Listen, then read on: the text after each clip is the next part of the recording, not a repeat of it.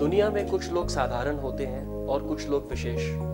आज हम आपका परिचय एक ऐसे व्यक्तित्व से कराना चाहते हैं जो उन विशेष लोगों में से एक है।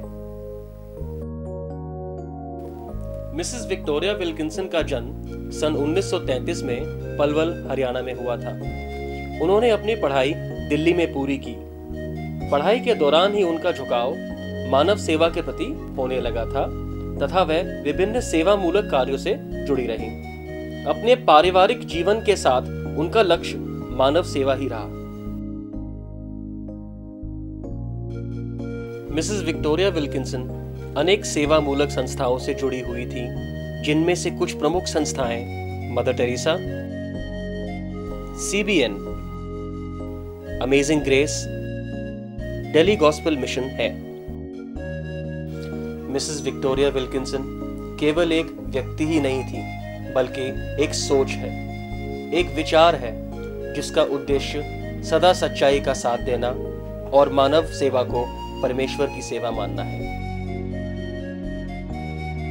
मिसेस विल्किंसन आज हमारे बीच शारीरिक रूप से नहीं है, किंतु उनकी सोच हमारे बीच विद्यमान है।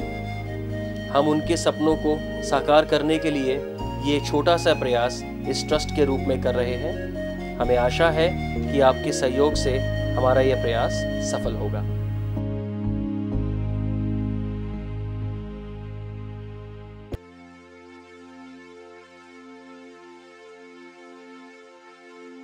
मैं उनको पिछले 19 वर्षों से जानती हूँ और हर बार मुझे यही फील होता था जब मैं उनको मिलती थी कि मैं अपनी माँ से मिल रही हूँ।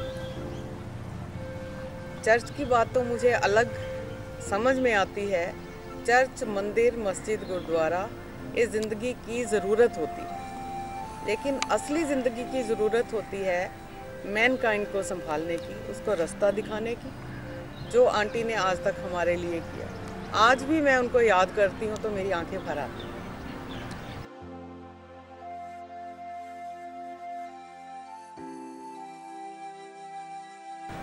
Auntie was a very loving person, more like a motherly figure to everyone. Whenever we used to visit, I think we have known her now for 16 years almost, since we have moved to Scenic Farms. And since then we have been visiting the shop, and every time we used to visit, she used to be so loving, so affectionate, that it never felt that we were, just a visitor to the shop or a client or something. It was always like a family matter. And her presence always at the shop used to feel like you're going to somebody's house rather than a shop. And the love and affection that we have seen,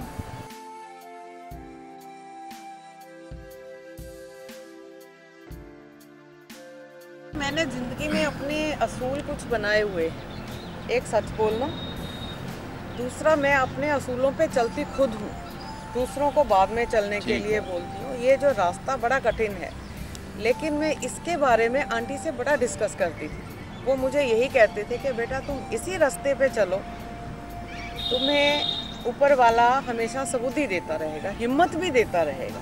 जब मैं भी कई बार निराश होती थी, ज़िंदगी में ये कोई ज़रूरी बात नहीं है कि इंसान हमेशा खुश रहता है। वो मेरे चेहरे से मुझे पहचान लेती, बेटे आज तेरा चेहरा उतरा हुआ है, बात क्या है?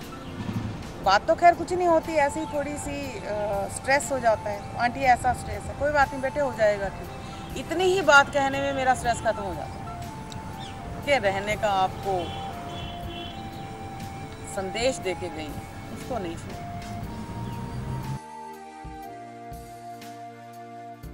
वो बिल्कुल हमारी माँ की तरह थी। हमने उनसे विश्वास में बढ़ना सीखा। जब वो मेरे को मिली थी तो उन्होंने मुझे इतना ज़्यादा प्यार दिया कि मैं बता नहीं सकती। उन्होंने अपने बारे में बताया कि बेटा, प्रभु यीशु मसीह में मैंने इतना जीवन पाया है जो मैं उसको उंडेलना चाहती हूँ दूसरों पर। कितनी देर तक वहाँ प्रेयर करती थी मेरे साथ हमारी मामी, और हम लोग हमेशा आत्मिक बातें किया करते थे। इतनी बड़ी बड़ी टेस्टमनी वो मेरे को बताया करती थी। मैं प्रभु का धन्यवाद करती हूँ कि प्रभु यीशु मसीह ने हमको आत्मा में मिलाया, आत्मा में जोड़ा, और उन्होंने हर एक के लिए भलाई के काम करे। वो उनके दिल में यही था कि हर एक इंसान विश्वास में आ जाए। मैं प्रभु का धन्यवाद करती हूँ।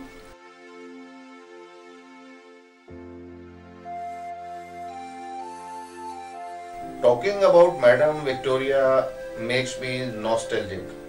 She was generous, caring, considerate, helping. She was compassionate, and above all, she had that great motherly qualities. She was an angel with the aura of angels. She was showering blessings all over, all around. She was sharing wisdom and knowledge. And she had tremendous concern for all those people who needed help or any kind of support. They were perhaps her inborn qualities. Probably only angels have that kind of a blessing.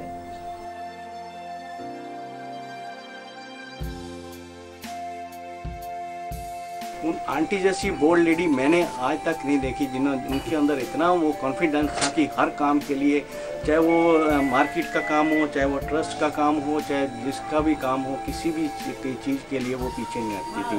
हर दुकानदार के, हर shopkeeper के, अगर market में किसी भी दुकानदार के लिए कोई दुख सुख होता था, वो सबसे पहले आगे होती थी।